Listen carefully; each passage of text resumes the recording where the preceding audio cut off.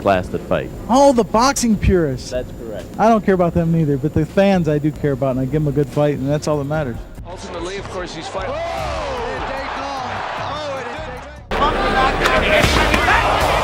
right hand. He tried to simply punch him, and he does that. Left right combination. Imagine stepping into a boxing ring against a 400-pound man who looks like he just walked out of a barbecue. Well, it's wild now, folks, and there goes Dr. Now imagine waking up on the canvas wondering what just happened. That was life when you fought Eric Butterbean Esch. Left-right combination. White is down and out of the ring. Nobody took him seriously. Nobody feared him. And that was the biggest mistake they ever made. Butterbean, Clark trying to fight back. That's it. Clark.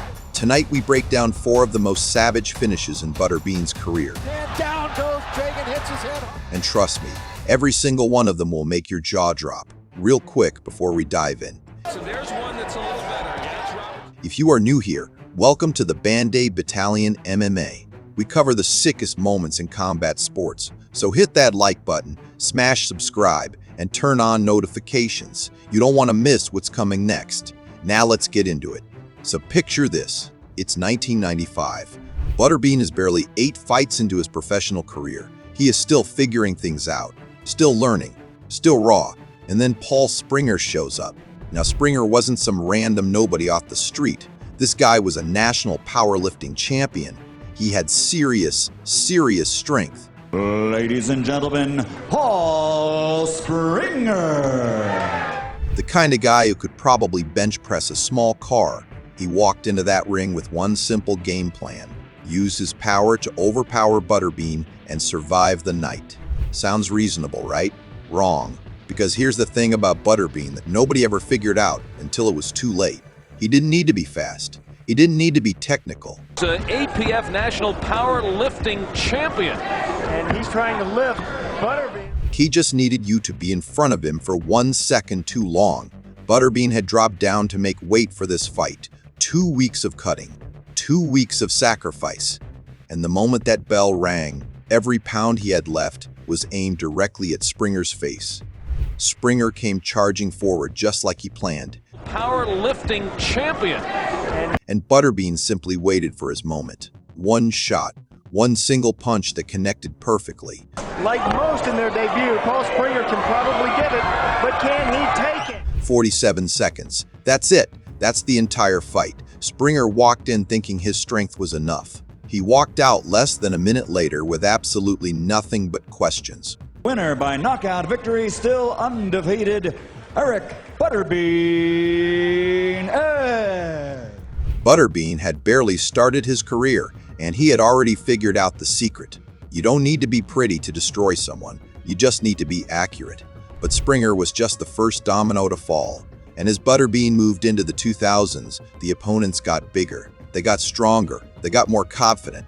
So naturally, Butterbean started making even bigger statements. George Lindbergher was the kind of guy who made you nervous just by walking into the room. This man was thick everywhere it counted. Arms like tree trunks, a chest like a refrigerator, and the kind of build that told you he had been grinding in the gym for years. He carried himself like someone who genuinely believed he was the bigger, stronger, meaner man in that ring. Ladies and gentlemen, the challenger from Akron, Ohio, George, the Terminator Lindbergher. And honestly, on paper, he probably was. But Butterbean didn't care about paper. Butterbean cared about what happened when that bell rang. If you jab against Butterbean, you will land the punch, but people do that for a couple of rounds. And what happened was this. Lindbergher stepped into his range, and within seconds, Butterbean showed him exactly why size means nothing when you get caught clean. A jab to set things up. A right hand to the body that folded Lindbergher in half. Ultimately, of course, he's fighting. It didn't take long for Butterbean. And then a left hook to the chin, so clean, so perfectly timed that Lindbergher's body just shut down before his brain even registered what happened. 20 seconds. One of the most physically imposing men Butterbean had ever faced, out cold in 20 seconds. Lindbergher spent years building that body, years in the gym, years putting in work, and none of it, not a single pound of that muscle, could protect him from one perfectly placed punch Ultimately, of course, he's fighting. By a man who looked like he had never seen the inside of a gym in his life. That is the Butterbean effect, and Lindbergher became just another name on the list. Now here's where it gets interesting. Everything we've seen so far has been quick, brutal, yes, but quick. So what happens when Butterbean faces someone who actually knows how to fight? Someone who can move, think, and survive? Well, Kenny Woods found out the hard way. He wants to survive, and he's got a little pride. He wants to try to win. Kenny Woods was genuinely skilled. He had height on Butterbean, he had reach, he had actual boxing technique. I think he wants to survive, and he's got a little pride. He wants to try to win. Footwork, head movement, a solid jab. In the early rounds of this fight, Woods actually started to figure things out. He was moving, he was timing Butterbean's forward pressure, and for a little while, it genuinely looked like he might pull this off.